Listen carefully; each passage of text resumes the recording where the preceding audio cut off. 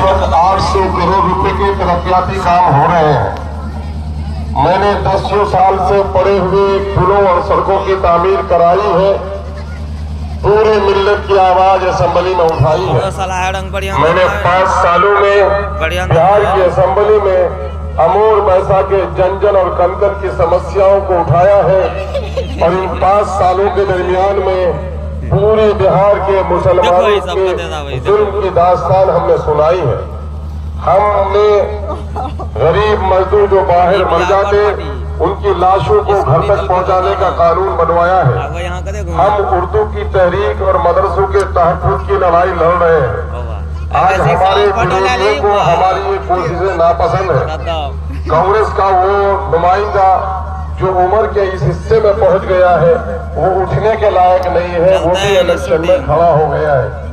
जिन लोगों ने बिरादरीवाद के झगड़े में डुबाकर सुरजापुरी और कन्हैया के झगड़े में डुबाकर पूरे अमीर वैसा को तबाह बर्बाद किया, इन 5 सालों में हमने जितना काम किया है, गुज़िश्ता 25 सालों में अगर इतना काम होता तो अमूर वैसा आज इतना पिछड़ा और पसमानदा नहीं रहता।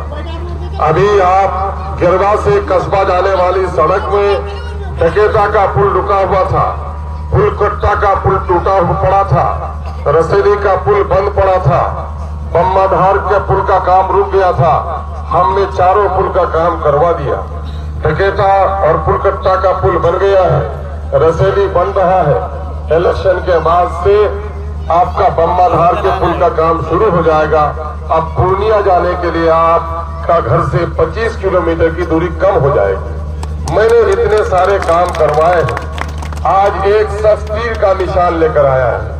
तीर का निशान वाला आपको अपनी बिरादरी की दुहाई देता। आपकी बिरादरी का कोई नाफरमान हो गया है तो आप भी अपनी बस्ती में से आने मत दीजिए। नाफरमान मैं इसलिए कहता हूँ कि मुसलमान अपने घरों से ज्यादा खुदा के घर मस्जिदों को पसंद करता है। हमारे दीन की तालीम मदरसों में होती है, हमारे मुर्दे कब्रिस्तान में सुलाए जाते हैं और आज नीतीश कुमार ने हमारे कब्रिस्तानों पर कब्जा करने, मस्जिदों पे तालाबंदी करने और मदरसों को उजाड़ने की कसम खाई है। इन जालिमों के खिलाफ लड़ना हमारा फरीजा है।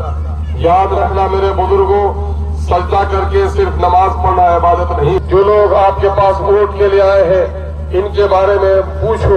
वोट शहादत है, वोट वकालत है, वोट अमानत है, वोट आपके ज़मीर की आवाज है।